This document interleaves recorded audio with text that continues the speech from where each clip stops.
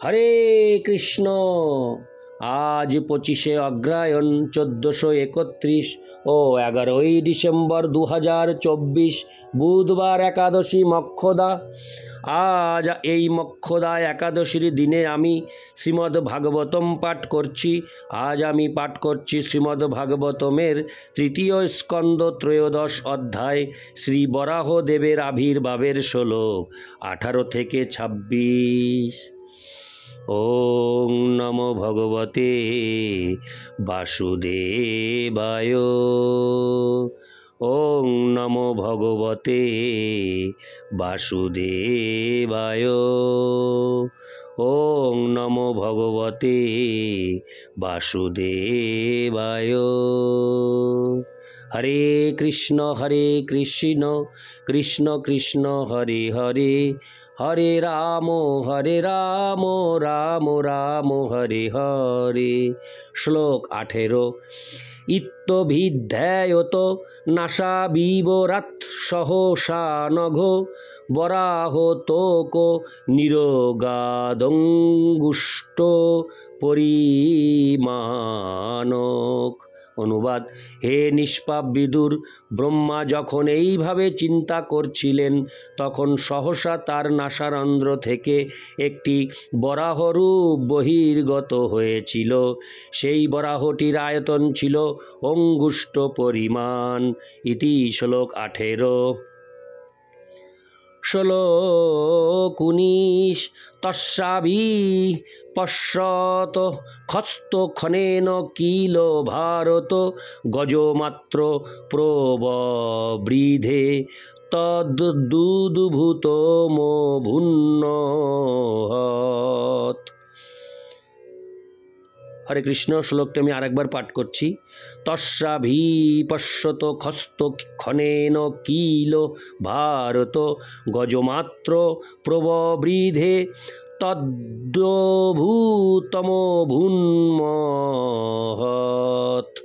অনুবাদ: হে ভারত, ব্রহ্মার সমক্ষে সেই বরাহ আকাশস্থ হয়ে এক মহাকায় হস্তির মতো এক বিশাল আকার ধারণ করেছিল। ইতি শ্লোক 19। শ্লোক 20। মরীচি প্রমুখৈর্বিপ্রৈ কুমারৈর্মনুনা সহ দৃষ্টা তৎসৌকরং রূপং তর্কয়ামাস চিত্রধা। অনুবাদ: আকাশে অবস্থিত আশ্চর্যজনক সেই বরাহ রূপ দর্শন করে বিস্ময়াভিভূত হয়ে মরীচি প্রমুখ ব্রাহ্মণ, কুমারগণ, মনুষ ও ব্রহ্মা নানা প্রকার তর্ক বিতর্ক করতে লাগলেন। ইতি শ্লোক 20। শ্লোক 21। হরে কৃষ্ণ। কিমে তৎ শুকর ব্যাজং সত্যং দিব্যমবস্থিতম অহোবতাশ্চর্যমিদং নাসায়ামে বিনিশ্রিতম। অনুবাদ: কোনো অসাধারণ ব্যক্তি কি ছদ্মবেশে শূকর রূপে আবির্ভূত হয়েছেন? এইটি অত্যন্ত আশ্চর্যজনক বিষয় যে তিনি আমার নাসারন্ধ্র থেকে আবির্ভূত হয়েছেন। ইতি শ্লোক 21। শ্লোক 22। দৃষ্ট হঙ্গুষ্ট শিরোমাত্র খনাদগণ্ড শিলাসম অপি সিদ্ধভগবানেশ যজ্ঞমে খেদয়ন। অনুবাদ: প্রথমে এই বরাহ অঙ্গুষ্ট পরিমাণ দৃষ্ট হয়েছিল এবং ক্ষণিকের মধ্যেই তা বিশাল পাষাণের মতো হয়েছে। তার ফলে আমার মন বিক্ষুব্ধ হয়েছে।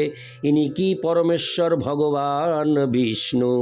তাৎপর্য: যেহেতু ব্রহ্মা হচ্ছেন বিশ্বের সর্বশ্রেষ্ঠ ব্যক্তি এবং যেহেতু পূর্বে কখনো এই রকম রূপ দর্শন করেননি, তাই তিনি অনুমান করেছিলেন যে সেই আশ্চর্যজনক বরাহ রূপটি ছিল বিষ্ণুর বরাহ অবতার। ভগবানের অবতারের লক্ষণ সূচক অসাধারণ বৈশিষ্ট্যগুলি ব্রহ্মার মনকেও বিমোহিত করতে পারে। ইতি শ্লোক 22। শ্লোক 23। ইতি মীমাংসতস্তস্য ব্রহ্মণ সহ শুনুভি ভগবান যজ্ঞপুরুষ জগর যাগেন্দ্র সন্নিভ। অনুবাদ: ব্রহ্মা যখন তার পুত্রগণ সহ এইভাবে চিন্তা করছিলেন, তখন পরমেশ্বর ভগবান শ্রীবিষ্ণু বিশাল পর্বতের মতো প্রচণ্ড গর্জন করেছিলেন। তাৎপর্য: এখানে মনে হয় যে বিশাল পাহাড় ও পর্বতদেরও গর্জন করার শক্তি রয়েছে, কেননা তারাও জীব। ধ্বনির আয়তন ভৌতিক শরীরের আকার অনুপাতে হয়। ব্রহ্মা যখন বরাহ রূপে ভগবানের অবতারের আবির্ভাব সম্বন্ধে অনুমান করছিলেন, তখন চমৎকার স্বরে গর্জন করে ভগবান ব্রহ্মার চিন্তাকে সমর্থন করেছিলেন। ইতি শ্লোক 23। শ্লোক 24। ব্রহ্মাণং হর্ষয়ামাস হরিস্তাংশ্চ দ্বিজোত্তমাম। হরে কৃষ্ণ। দ্বিজোত্তমান স্বর্গর্জিতেন ককুভ প্রতিশনয়তা বিভু। অনুবাদ: সর্বশক্তিমান পরমেশ্বর ভগবান তার অসাধারণ স্বরের দ্বারা পুনরায় গর্জন করে ব্রহ্মা ও অন্য সমস্ত উত্তম ব্রাহ্মণদের আনন্দ বিধান করেছিলেন এবং সেই ধ্বনি চতুর্দিকে প্রতিধ্বনিত হয়েছিল। তাৎপর্য: ব্রহ্মা ও তত্ত্বদ্রষ্টা ব্রাহ্মণেরা যারা পরমেশ্বর ভগবানকে জানেন, তারা ভগবানের অসংখ্য অবতারের যে কোনো একটি রূপে তাকে অবতরণ করতে দেখে উৎসাহ ও আনন্দে অভিভূত হন। বিষ্ণুর আশ্চর্যজনক বিশালাকায় পর্বত সদৃশ বরাহ অবতারকে দর্শন করে তারা কোনো রকম আতঙ্ক অনুভব করেননি। যদিও ভগবানের সর্বশক্তিমত্তার বিরুদ্ধে প্রতিদ্বন্দ্বিতা করতে পারে যে সমস্ত অসুরেরা, সেই প্রচণ্ড গর্জন যেন তাদের তিরস্কার করে প্রচণ্ডভাবে সর্বদিকে প্রতিধ্বনিত হয়েছিল। ইতি শ্লোক 24। শ্লোক 25। নিসম্মতে ঘর্ঘরিতং সখেদক্ষয়িষ্ণু মায়াময় শুকরস্য জনস্তপসত্য নিবাসিনস্তে ত্রিভি পবিত্রৈর্মনুয়োঃ গৃণনো স্ম।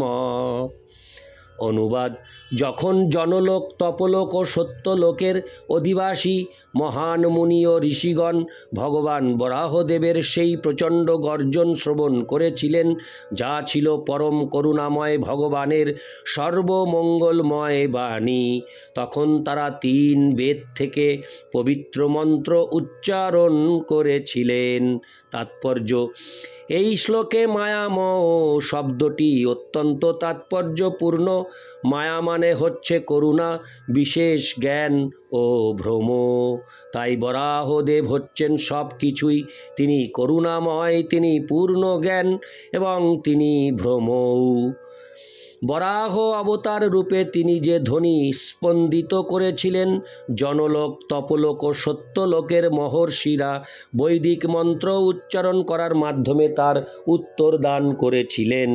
শ্রেষ্ঠ বুদ্ধিবৃত্তি সম্পন্ন পুণ্যবান জীবেরা সেই সমস্ত লোকে বাস করেন এবং তারা যখন বরাহদেবের অসাধারণ কণ্ঠস্বর শুনেছিলেন, তখন বুঝতে পেরেছিলেন সেই বিশেষ ধ্বনি ভগবান কর্তৃক স্পন্দিত হয়েছিল, অন্য কারো দ্বারা নয়। তাই তারা বৈদিক মন্ত্রের মাধ্যমে ভগবানের প্রার্থনা করে তার উত্তর দিয়েছিলেন।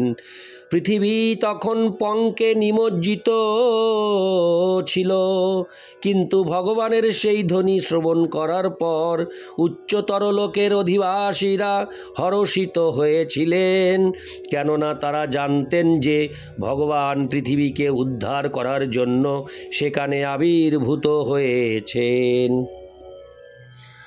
তাই ব্রহ্মা ও ভৃগু আদি মহর্ষিগণ, ব্রহ্মার অন্যান্য পুত্রগণ ও বিদ্বান ব্রাহ্মণগণ অনুপ্রাণিত হয়েছিলেন এবং তারা সকলে মিলিতভাবে অপ্রাকৃত বৈদিক মন্ত্র উচ্চারণ করে ভগবানের মহিমা কীর্তন করেছিলেন।